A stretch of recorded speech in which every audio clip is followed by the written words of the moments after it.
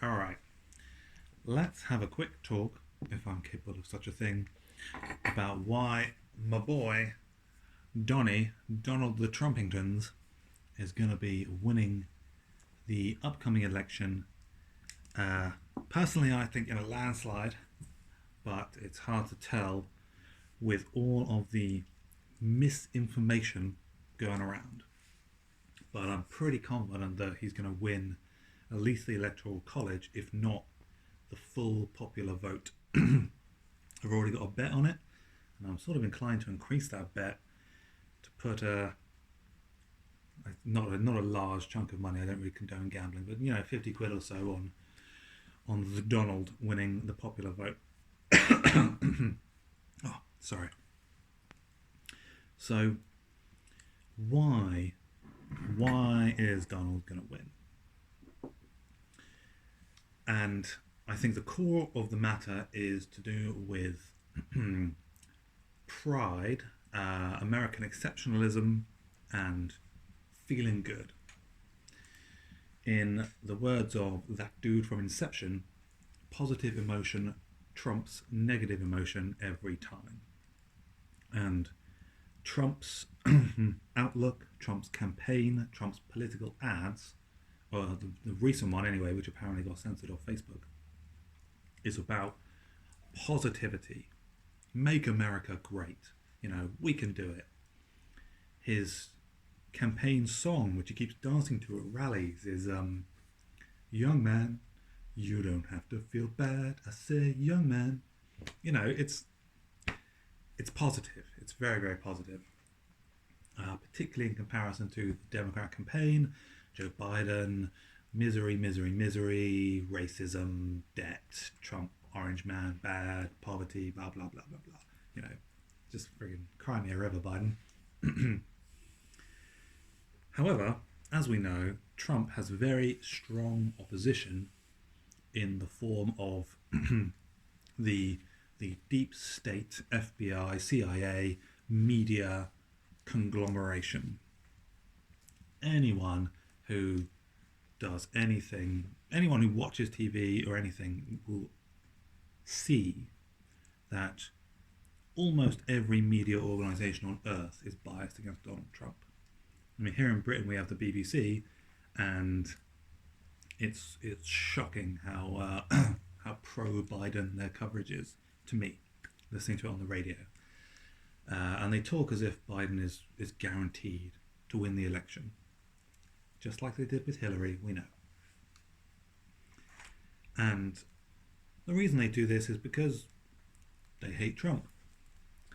And they hate Trump as a result of, the biggest psychological warfare campaign ever waged by the US institutions. I got friends, I mean, not even friends, but media people, critics and that, and they keep saying, oh, Trump, he's definitely a bigot. All you got to do is turn around and say, really? What evidence do you have for that? Because there isn't really any. I don't know, he may have said a questionable thing or two at the rallies, but most sane people see that he's joking, he's having a good time, he's spitballing. They managed to smear him with a bit of banter he said about ladies back in 1997, which, I mean, Lord knows what I even said in 1997. Frankly, I was 8 years old, so I may have said some distasteful things myself.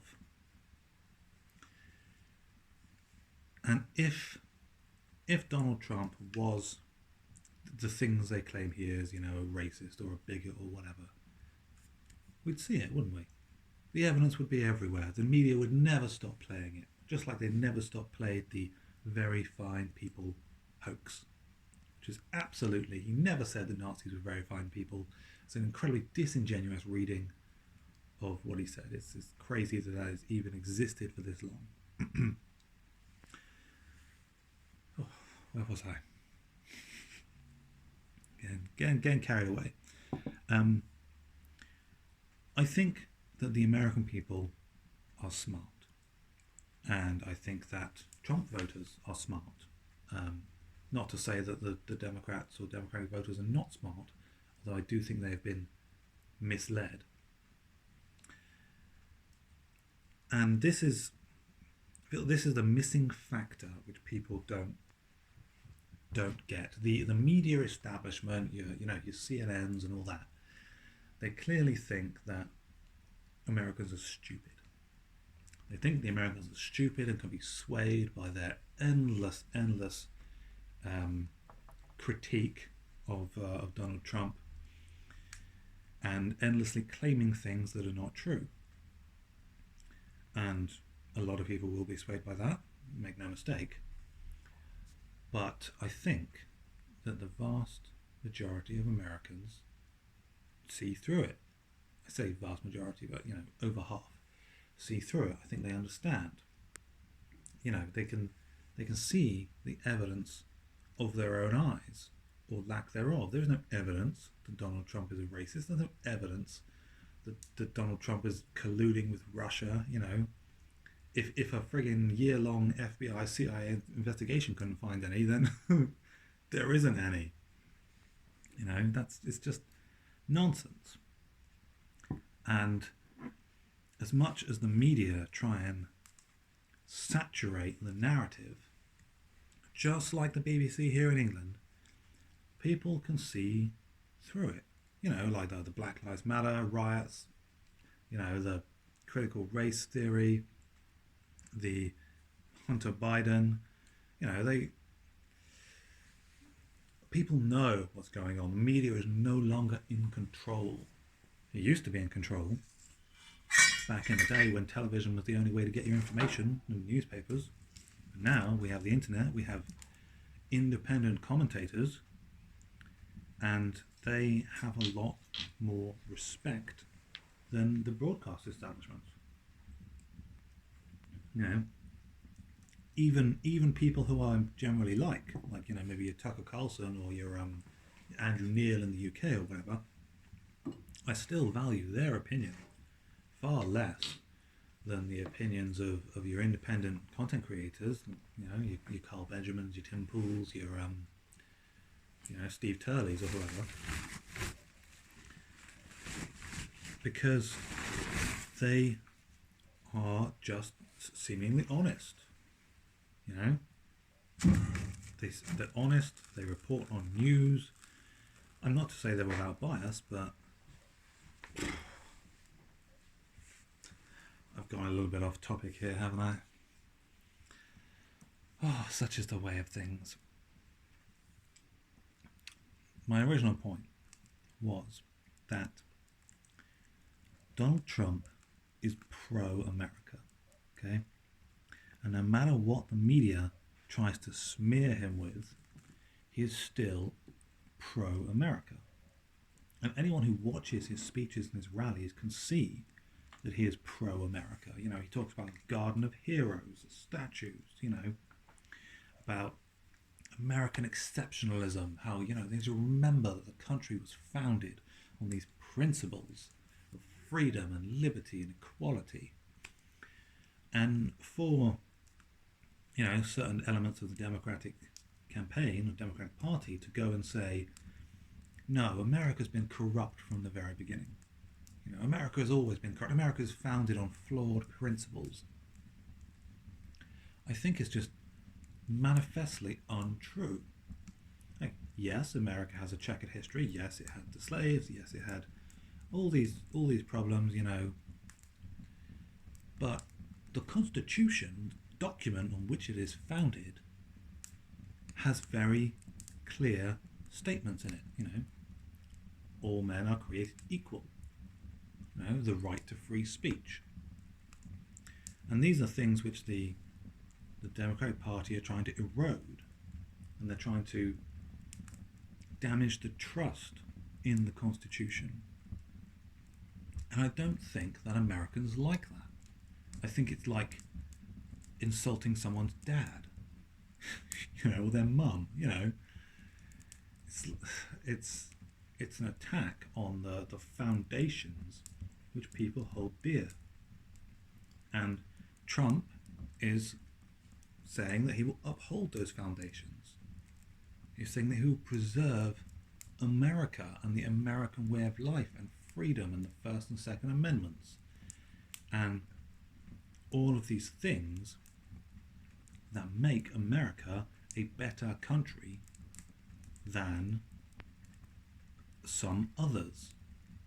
And I'm in Britain, and up until recently, I really like Britain. I think Britain's a great country. Obviously, we have a great history. We've done amazing things. You know, we're like America's big brother, even. You know, but we've lost our way.